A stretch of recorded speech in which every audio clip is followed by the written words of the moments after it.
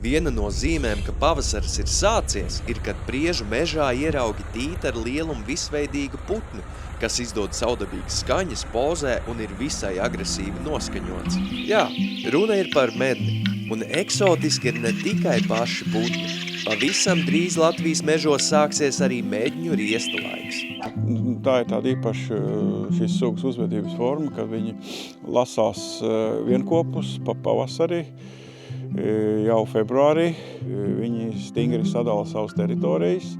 Ja neizdodas tādā miermīlīgā ceļā, tad viņi izkaujās, un tur tās cīņas notiek diezgan nopietnas. Raksturīgi ir arī tas, ka tēviņi savā riesta teritorijā pozē un dzied. Tad, kad riestas sasliedz kulmināciju, un tas parasti ir aprīļa vidus līdz aprīļa beigām, tad uz īsu brīdi tajā riestu vietā ierodās vistas, medņu vistas. Nu, tad notiek jau tā pārošanās. Tad, protams, vistas arī cenšas piekļūt tam galvenajam gailim, jā, jo tam uzvarētājam. Jā.